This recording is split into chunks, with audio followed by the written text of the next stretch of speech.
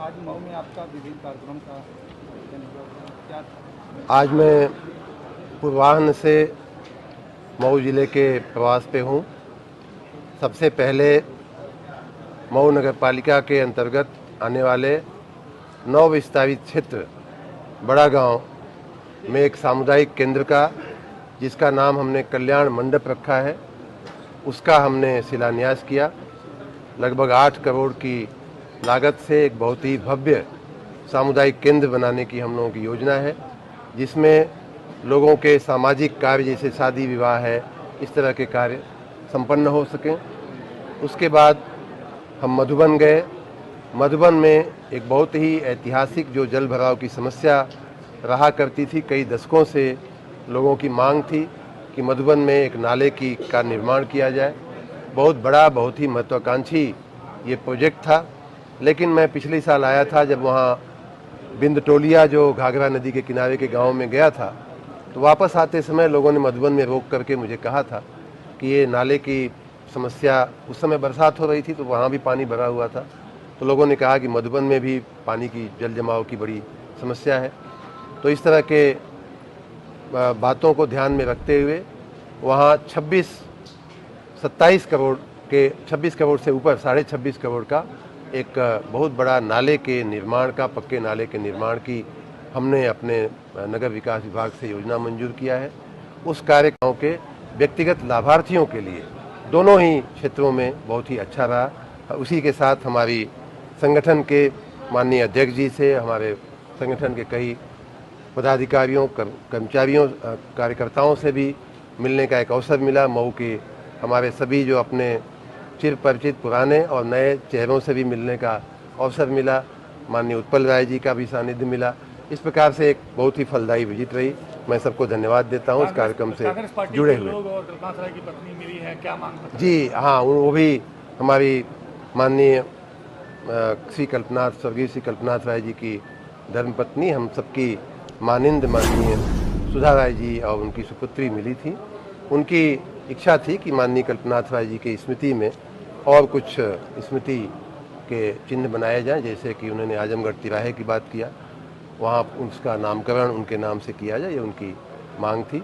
और उनकी माननीय कल्पनाथ राय जी का बहुत बड़ा योगदान है इस जिले में, पूर्वांचल में, और हम सब के जीवन में उनका बहुत ही सम्माननीय स्थान है।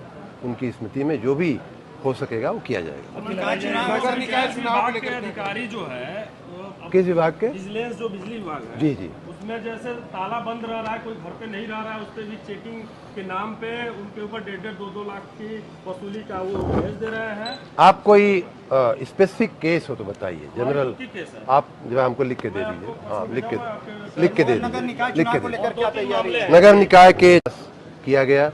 उसी के साथ वहाँ कुछ और छोटी मोटी योजनाओं का भी शिलान्यास और लोकार्पण किया गया।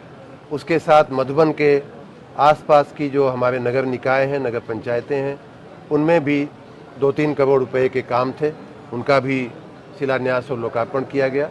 उसके बाद मऊ आने का कार्यक्रम रखा हुआ था, जनसंपर्क का कार्यक्रम रखा हुआ था। साथ ही हमने गाय घाट जाकर के, मऊ आने के पहले गाय घाट पे जो मऊ महादेव का जो मंदिर है, जहाँ सेल्फी पॉइंट बना है, वहाँ भी पर्यटन के विभाग की सहायता से मैं कुछ विकास कार्य करवा रहा हूँ। कुछ अपने नगर विकास के फंड से भी विकास कार्य वहाँ हो रहा है। तामसा नदी के किनारे मेरा मन हुआ देखने का, तो मैं वहाँ भी गया था देखने का। और भी आगे भी जो उसके काम होने हैं उसकी भी चर्चा हुई लोगों से, उसकी भी प्लानिंग की जाएगी। बाद में यहाँ आकर के कलेक्ट्रेट के कंपाउंड में इस अपने जो टाउन हॉल जो अपना है, वहाँ आकर के हमने लगभग 29 करोड़ रुपए के, उसमें 26 करोड़ रुपए के काम मऊ के स्वयं के नगर पालिका के हैं, और बाकी 3 करोड़ के अगल बगल की निकायों के भी काम हैं। उन कामों का शिलान्यास और लोकार्पण किया गया। आप जिस जगह पे हम इस समय वर्तमान में आप और हम विद्यमान हैं, उस टाउन हॉल की स्थिति आप जानते हैं कितनी ख़राब थी, बहुत ही बैठने लायक जगह नहीं थी। उसको नवीनीकरण करते हुए मैंने शुरुआत के दिनों में ही कहा था कि मऊ में कोई ऐसा एक जगह बनाई जाए जहां 300-400 लोगों के बैठने की जगह हो सके, ऑडिटोरियम बन सके। तो उसके तहत इसका नवीनीकरण जीर्णोद्धार किया गया है और काफ़ी कुछ काम हो चुका है। आज हमने सफलतापूर्वक इसमें मीटिंग किया भी। जो थोड़े बहुत अवशेष काम है वो भी आने वाले कुछ दिनों में हो जाएंगे। इसका भी आज लोकार्पण किया गया। ऐसे तमाम विकास के जो काम हैं उनका आज कई करोड़ रुपए के विकास की परियोजनाओं का हमने लोकार्पण और शिलान्यास किया है।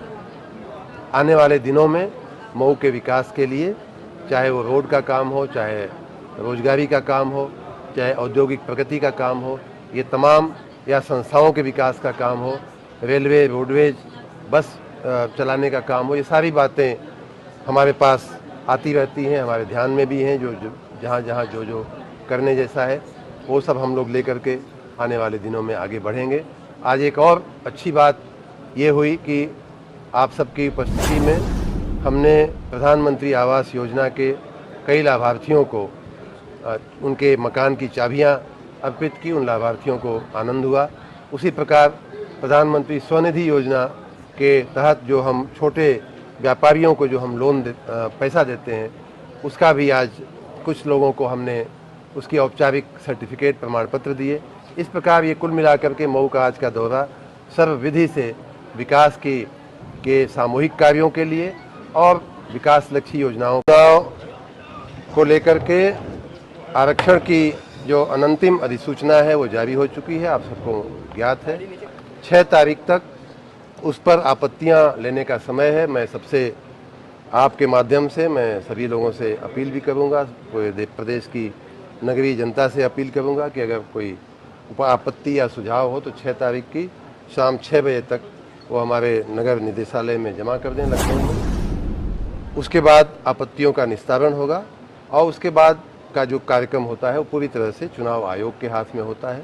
कार्यक्रम की रूपरेखा, कार्यक्रम के कितने चरण होंगे, कब से चुनावी प्रक्रिया शुरू होगी, कब पूर्ण होगी, ये सब कुछ विषय जो है चुनाव आयोग का होता है।